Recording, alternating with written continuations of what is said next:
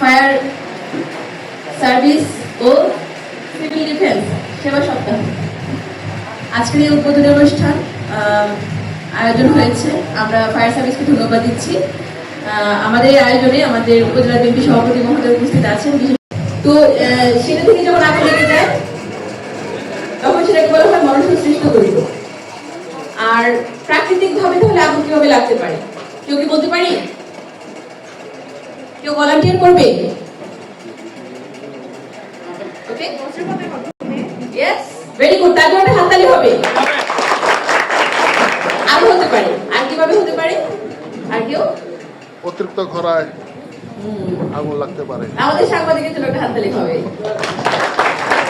কিন্তু দাবদাহে যখন বেশি গরম হয়, সকল গাছপালা শুকিয়ে যায়, তখনও কিন্তু আগুন লাগতে পারে। সেটা হলো প্রাকৃতিকভাবে সৃষ্ট আগুন। দুইটাই আসলে দুর্যোগ। দুর্যোগ সেটাই যেটা আমাদের জানমালের এবং আমাদের সম্পদের ব্যাপক ক্ষতি করে। ঠিক আছে? তো এই দুর্যোগে, সেটা যেই দুর্যোগই হোক না কেন, মনুষ্য হোক বা প্রাকৃতিক হোক, যে কারণেই লাগুক আগুন, সেই আগুনে আমাদেরকে সহযোগিতা করেন এই ফায়ার ফাইটাররা, তাই না? এছাড়া আরো অনেক বিষয় আছে যেখানে আমাদের ফায়ার ফাইটাররা আমাদেরকে সহযোগিতা করে।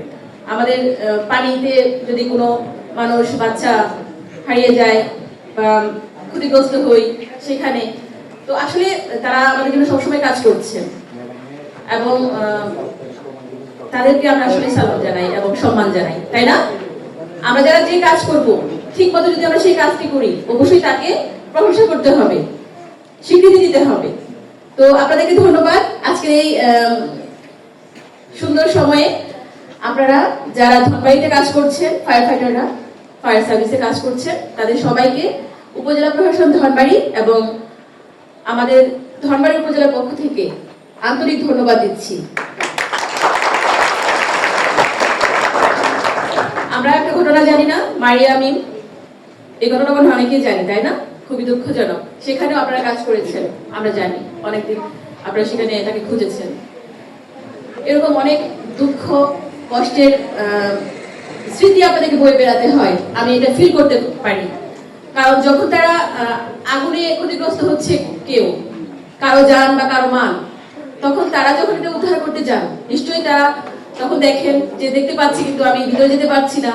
হ্যাঁ, এরকম তো হয়তো অনেক সময় হয় যে বাইরে থেকে দেখা যাচ্ছে, গ্রিলের বাইরে থেকে দেখতে পাচ্ছে, ভিতরে যেতে পারছে না, কাটতে হবে, সময় খুব কম হাতে। অনেক সময় হয়তো এটা হতে পারে যে আপনারা পারলেন না বাঁচাতে বা অনেক বেশি ক্ষতিগ্রস্ত হয়ে গেল। এই 5টা মিনিট আগে যদি হতো, আর 5টা মিনিট আগে যদি তার কাছে পৌঁছাতে পারতাম, হতে পারে, তাই না? এটা জাস্ট আমি আন্দাজ করেই বলছি, আমি আসলে অনুভব করে বলছি। আমি চেষ্টা করি যখন যেখানে থাকি তখন সেই পুরো বিষয়টাকে অনুভব করতে। আমার কাছে মনে হয় এটাই আমাদের জীবন, অনুভব করা, অনুভব করা মানুষকে, অনুভব করা এমপ্যাথি দিয়ে। এমপ্যাথি কি? সিম্প্যাথি হচ্ছে, সিম্প্যাথি আর এমপ্যাথি দুটো বিষয় বলি। সিম্প্যাথি হচ্ছে যখন অন্য কেউ কষ্ট করছে, আমি বুঝতে পারছি সে খুব কষ্টে আছে, এটাকে বলা হয় কি? বলো, সিম্প্যাথি। আর যখন আমি নিজেকে তার জায়গায় দাঁড় করিয়ে অনুভব করবো তাকে, তখন সেটাকে বলা হয় এমপ্যাথি। তো এমপ্যাথি দিয়ে আমরা যদি ফিল করি, অনুভব করি, তাহলে আমাদের এই সমাজে কোনো বিশৃঙ্খলাই থাকার কথা না, ঠিক না?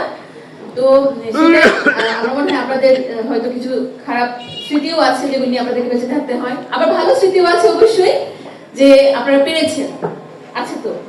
তো আমরা খারাপ স্মৃতিকে ভুলে যাবো, ভালো স্মৃতিকে সাথে নিয়ে বেঁচে থাকবো, কারণ দিন শেষে নিজে একটু আনন্দের সাথে বেঁচে থাকাটাই বড় বিষয়, পরিবারের সাথে।